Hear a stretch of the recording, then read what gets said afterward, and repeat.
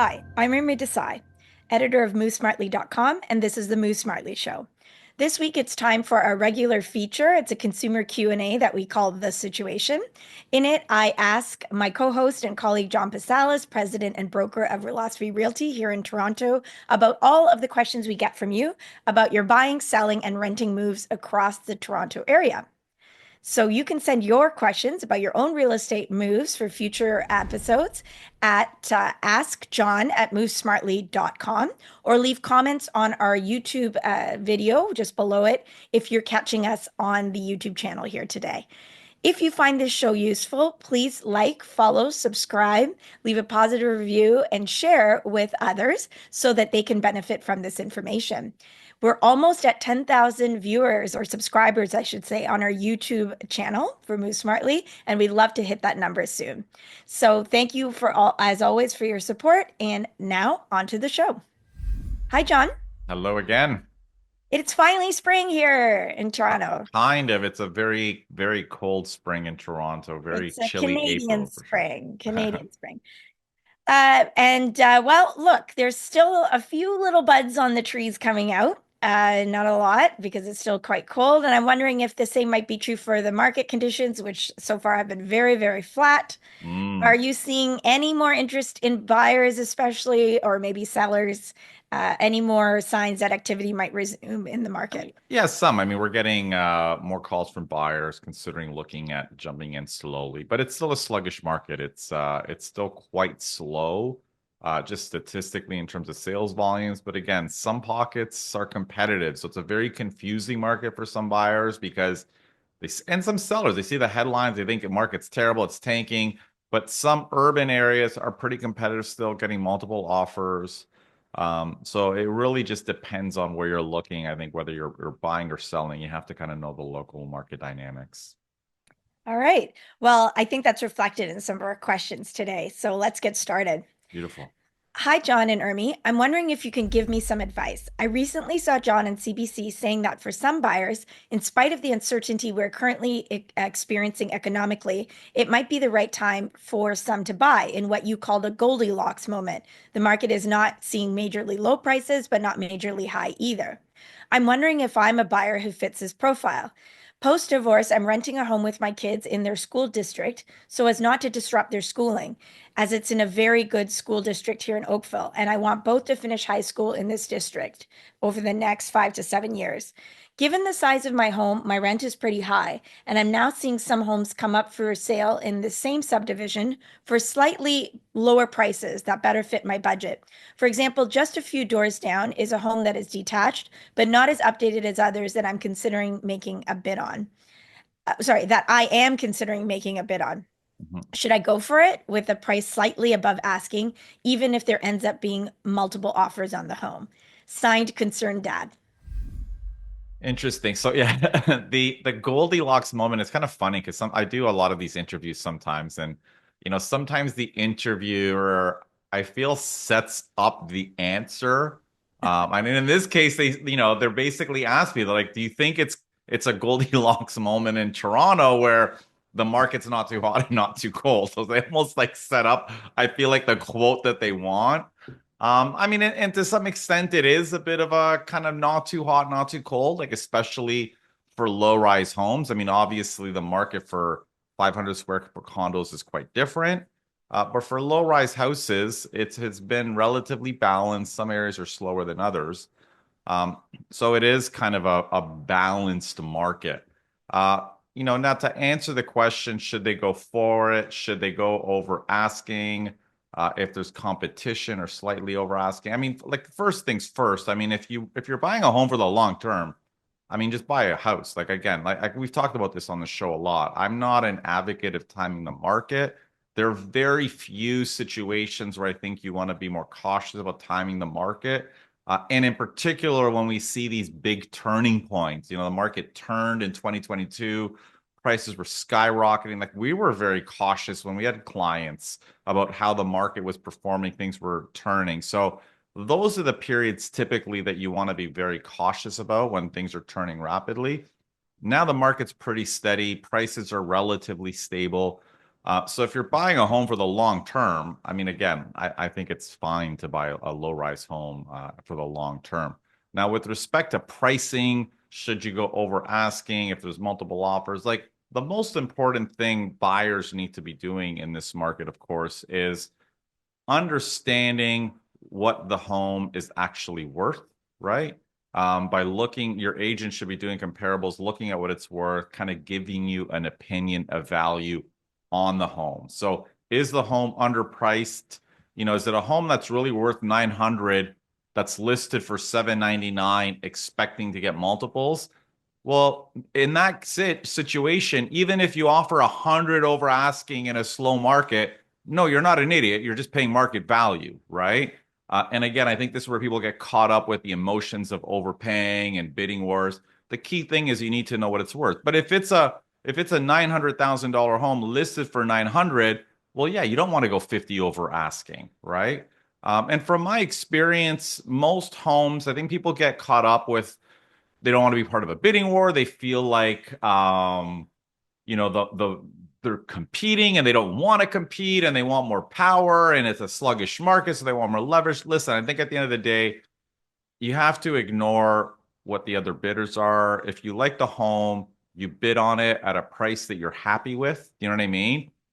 I do not generally, in this market, you generally don't want to be paying way more than what the home is worth. And I see that sometimes. I mean, I had clients in the beach last week that, lost out on someone that just paid way more than what the house is worth. Even the seller's agent was surprised. I wouldn't want to be that buyer in this market, but paying reasonable market value for a home that you like that you're going to be in the long term is completely fine. And again, I think you just want to be mindful of what the value is, how many offers there are, and paying something that you're comfortable with in this market, I'd say. All right. Well, hopefully that helps concerned dad. And we'll go on to our next question. Thanks, John. Hi, John and Urmi. My wife and I are considering buying a newly built home in Toronto, and we're wondering if there's anything different about buying a new home that we should be worried about. To be clear, it's not a new home in a new subdivision. It's in an existing neighborhood where a builder bought a bungalow, tore it down, and replaced it with a newly built home. So, what should we be looking out for? Anxious new build buyers. Interest. That's actually a good question. Um, so these are generally, they call them infill homes, which is basically a development within an existing community. And like they said, they tore down a bungalow usually or something like that, built a new home.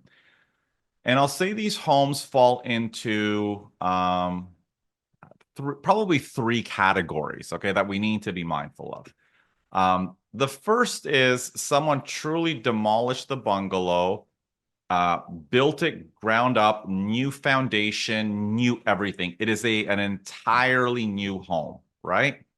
So in that situation, if it's a brand newly built home, you have two types of builders, okay?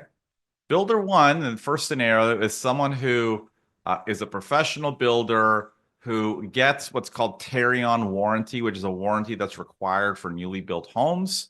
And they'll basically kind of insures it against kind of major defects and things like that. So you're buying from a professional builder.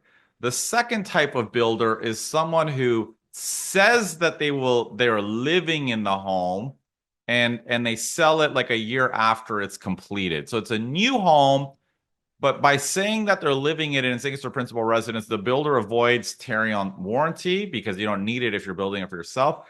And they also avoid needing to pay HST, right? Because a builder of newly built homes who's never occupied it and sells it to you, for example, they have to pay HST on the sale of that property, or the sale price has to include HST, is typically what happens, right? So that eats into their profit. But if you just lie and you say you lived in it as the builder, for a year plus or whatever, you can avoid that. Now, of course, the CRA eventually, if you keep doing that too many times, they kind of catch wind and they audit you and you have other issues. But those are the two types of builders that the average buyer might come across. So the thing to be mindful of certainly is if you're buying in one of those two scenarios, I mean, of course, typically they got permits. You want to make sure that the building permits were closed. Like our website basically pulls building permit from the city of Toronto to do this, to make sure that all the permits were closed. So it kind of automatically matches it, kind of raises red flags for our agents and our clients if the permits haven't been closed. Because if they haven't been closed, the home might have deficiencies. And if you buy the home with the open permits with the deficiencies, you inherit the deficiencies, right? So that is not a good situation to be in. Um, the other thing, of course, is that if it's from the second type of builder who has just built a new home, says that they lived in it, it's not insured, right? And you need to be a little bit more cautious. How long has it been there? Has it, have two winters passed? Like you're worried about, is the basement going to leak? Are there going to be settlement issues? Things like that. So you want to be cautious about things like that. In some cases, depending on the home and if it's competitive or not, you can put in condition like some kind of personal guarantee that the builder is personally responsible if something comes up, like some kind of major deficiency as a substitute for kind of the Tarion warranty. So you want to do stuff like that. Um, I had actually a client recently who's in a situation like this, and I actually got them to. I pulled up the some other properties that the builder has built and sold. So I mean, I told my clients if they wanted to do. I'm a bit obsessive compulsive and overly cautious. And I said, here's a couple. Here's some properties that they built and sold. If you want, call up, contact the owners, send them a note, say you want to buy a home from the same builder. Have they had any issues? That is actually a better way of understanding. And obviously, it's not a guarantee that things are going to be perfect with this home. But if the builder has built 2 or 3 homes and you contact the owners and they all have had no problems, you feel a little bit more confident in situations like that. So that's another thing that buyers can do to mitigate risk when they're buying one of these homes.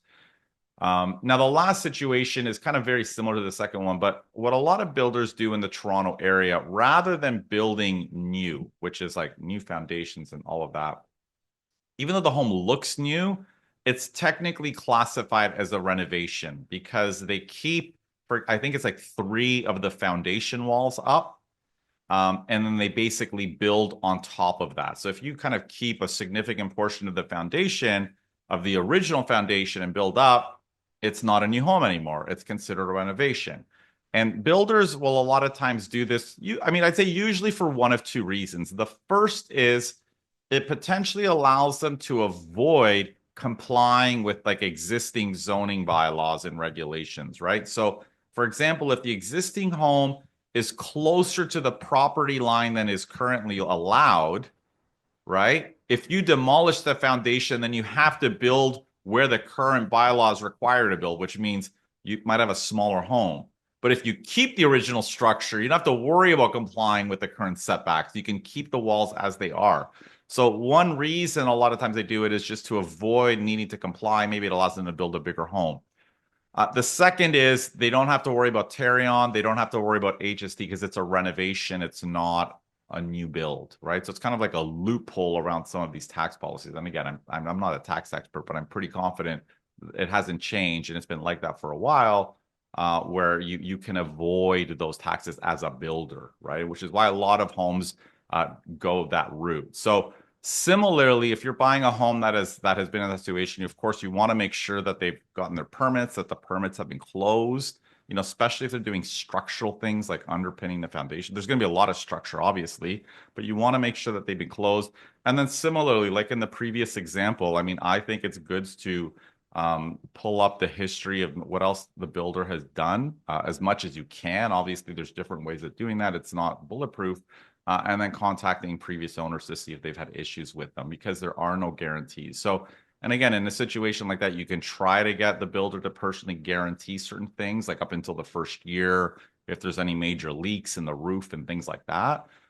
But those are the best ways, I'd say, to mitigate risk when you're buying a newly built home. So it is a little bit different than buying like a home that's been sitting there for 30 years or 100 years, because there are potentially different things that come up, I'd say. Yeah, a lot more to consider than I would have thought. Mhm. And it seems there's a few more particular things to watch for because of the situation in which it's not a totally new build in a totally new subdivision. Yeah, exactly. And again, and it's a bit confusing sometimes when people see these homes, they look like brand new homes, and sometimes they're just renovated homes. The structure is the same, but they just built up and around it. And it's not necessarily a bad thing. People like worry about that. The foundation's 80 years old. Yeah, I mean, it's probably solid when it was built, and it's just as fine now. So I wouldn't worry about those issues. It just sounds like you need to be asking the right questions to make sure you Exactly. know exactly what's going on. Okay, 100%. great. Thank you. So hopefully it helps the anxious new build buyers. Let's go on to our next question. This is a little bit of a longer one, so I'm going to set it up here. Hi, Okay. John. My boyfriend moved in with me about 6 months ago to my one-bedroom condo in Etobicoke. Our plan was to try and ride out the lost value of my condo until I could at least break even. Ideally, I would be able to sell it and I'd be able to recover my down payment to purchase something bigger with him. I bought the condo as a single person in March 2022 for $570,000. Equal units in my area that are selling, there don't seem to be many, are selling for between 470,000 and 490,000. When he moved in, those units were going for around 500,000. The monthly cost for the condo's mortgage and condo fees equal about 3,300 a month. I feel like we have a few options, but I'm at a loss about how to proceed. Option one, sell the condo, rent a larger place together. The rentals that we're looking at cost about the same as the monthly cost of the condo right now, but this means I would lose all my original down payment plus some other fees. Option two, rent out the condo, rent a larger place together. The one-bedroom condos in my area are renting out for about 2,300 a month, so it would cost us an additional 1,000 a month to hold on to the condo. This means also that I'd need to be a landlord, which I'm not crazy about. I bought this condo to live in. I never purchased intending to use it as an investment. The unknown factor of a bad tenant or not being able to rent it quickly is terrifying to me. And it seems like I already have terrible luck with my real estate transactions. Option three, stay living in the unit. I do still love the unit. It feels like home, which is exactly what I intended when I bought it. It's just a little too small for two people. We think staying is a possibility, but it's hard to do when we can't see an end date to our small living space situation.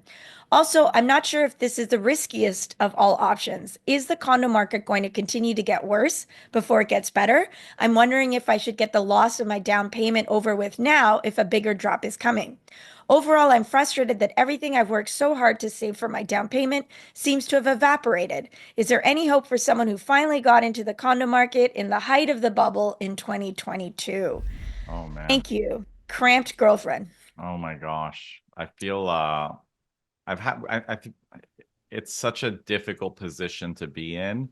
I think we've had a few people send in similar kind of scenarios. I've met with multiple clients in similar situations, and there's no perfect answer, unfortunately, right? Um, so when we think about these scenarios, I mean, um, what was option one again? Option one was sell the condo and rent a larger place. So yeah, I mean the challenge there is that you are basically giving up your all of your down payment. You're basically saying in 2 3 years, I'm going to just lose the 100 grand or 80,000 or whatever I spent for this, which is obviously a very, very hard pill to swallow, right? For anyone who's saving their money for a down payment. So that is a very um, difficult option to go ahead with. The second option, which is renting the unit, listen, also has its downsides because they're going to be cash flow negative about $1,000 a month, right? Now, here, I mean, I have personal biases. My personal bias would be to do that. Having said that, there are also some caveats that make it more challenging. Number one is that if their cash flow negative is $1,000 a month now, they bought in March 22, they probably have like the lowest interest rate possible, which is probably in the twos, right? Which means that in a year and a half or 2 years when they need to renew, their mortgage payment is going to go up. So instead of being down $1,000 a month, you're going to be down 1,500 or 1,700 bucks a month, right? So you have this burden of this mortgage payment and these costs that exceed the rental income, right?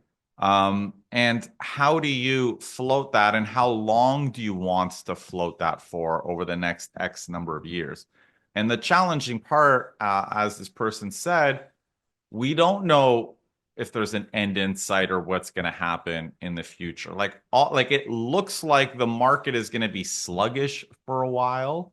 And whether a while is a year and a half to 2 years or 5 years, we don't know because a lot of this, of course, depends on the economy, government policy, population growth, all of these things that no one can predict. They're all like moving targets and things can change over time. So we don't know how long it's going to be, but my instinct is if you're going for that second option, which is to rent it, you have to be prepared for the higher payment in the next year and a half. And you have to be prepared to buckle down for 5+ years. Like, I don't like, you're not going to recover. Like, we're not going to see much growth in the next 12 months in home prices or condo prices, right? And their question is correct. You might see some downward pressure for small units. We don't know in the short term, right? So you're going to have to hold for the longer term if you want to see any potential recovery, and be prepared for that. And the follow up, the concern about being a landlord is also, of course, a very big one. And the challenge with being a landlord is you have to be extremely cautious and patient when it comes to who you're renting to, which sometimes means you're waiting a little bit longer for the right tenant. Because what happens sometimes is, you move into your new condo, you're paying 30, or new rental, you're paying 3+ thousand a month. Well, now you have another 3,000 in expenses from your condo that's sitting vacant while you're trying to find someone to rent it to. Um, and sometimes landlords just rush to rent it to the, first person policy because they want some money coming in. But when you rush and you rent it, just have some money coming in is usually when people make mistakes. So you got to be patient, rent it to the right person, and hope that they're a good tenant. And my experience is, if someone has a good job and good credit, they're going to be a fine tenant. Like, you're not going to usually not have someone defaulting, but you have to be very cautious because there's a lot of fraud in rental applications. Like, you can pay $300 and someone will give you a stellar reference and employment letter and credit bureau report, all done on Photoshop. So you have to be super cautious as a landlord if you're renting your unit out. And then the last question, again, is very similar. Is there an end in sight? Can they just live in the unit? And similarly, I mean, I think if you can do that, I would probably do that. I think that would probably be the option I would take, to be honest with you. If I think about the three, I would just stay cramped a little bit and I mean, and save my money, quite frankly, as much as I can. And accelerate my mortgage payment. You know what I mean? Like, basically your savings in that space, and try to stay there for 2, 3 years as long as possible. Then if you see a little bit of a recovery, then maybe you decide to sell in the future, but you're not kind of burdened with rent and this rental property and all of these things. So I would probably be inclined to live in a smaller space as long as I can. And then, like, once you've kind of reached the limit where you can't, then you have to decide between, moving out and keeping it as a rental property or selling it. But again, there's no perfect outcome right here. I think there are challenges for every. I mean, I spoke with a client the other day, in a very similar situation. Everyone is inclined to just keep their properties as rental. You know what I mean? Like, no one wants to see sell for a little bit less or to not make a profit in some cases on their properties, right? And they're inclined to just hold them. And, in some cases, and I told this to a client, I'm like, yeah, okay, I think investing in real estate's good, but it should not constrain your lifestyle significantly. So if holding that extra property means like you're going to have challenges in the future to afford your lifestyle, go on vacation, do all those things, I don't necessarily think it's a good strategy. But again, I think a lot of people are still kind of inclined to hold in Toronto, is my experience, right? Because we've been conditioned to prices rising 10% per year, and we wonder and hope if we'll get back to that point. Um, and it's anyone's guess if we will or when, but I have a feeling if it's not going to happen anytime soon. There's just too much uncertainty going on right now. All That was right. a So, long answer. well, it's a complicated question. And I guess, there is no end date necessarily. We can't give the end date to those cramped situations, that cramped quarters. Hmm. Maybe it's time to look at the layout and see what things you can do Hmm. to fit two people in a little bit of more comfortable way. What's interesting, John, is that we've received another question that is kind of almost the exact same question, but Hmm. in this case, the person is an investor. So Hmm. let me get to this question. Hello. I've been watching that the few condos selling in the building that I bought as pre-construction in Hmm. April 2019 as an investment are now about 15% priced 15% lower than what I paid for and still dropping. Of course, it is very difficult to watch, but I do have the strength to keep this unit long term. For the record, it is not a very popular new condo at the corner of King and Dufferin. The condo is two-bedroom, two-bathroom, corner unit, 680 square feet, with parking and a locker facing southeast. What is your advice for owners? Wait for the long term, sell and take your losses as the market continues to deteriorate? Hmm. Thanks, nervous investor. So I think you've gone over a lot of this, but what Hmm. about if you are actually just an investor? There's not really a choice to stay put necessarily. Well, I mean, if you're an investor, the situation's I think a little bit different because obviously it's not constraining where you live and how you live, right? So the previous question I think is a little bit trickier because it's having an impact on your living situation, like your personal living situation, how you live, where you live, how big of a home you have. So I think it's a little bit different and in some ways a little bit more complicated, because even though I said I'd probably stay in the more cramped quarters and stick it out, that's a personal bias. I can live in cramped quarters. I can shed. I can live in a minimal way. Not everybody can, right? I don't have a dog. If you have two people and a dog in a tall, small space, it becomes even more challenging, right? Whereas if it's just an investment property, it's purely financial. So the question is, should they hold on for the long term or sell? I mean, again, personal bias. I mean, if you can float as long as it's not having a very serious impact on your finances, I mean, I would hold it. I mean, I don't, again, it's personal bias. Like if you, I wouldn't sell it when it's at a low or, when it's down. I would just probably just stick it out because even though the market's sluggish now, I think long term and whatever long term is, but certainly more than 5 years, 7 years, 8 years things will pick up again.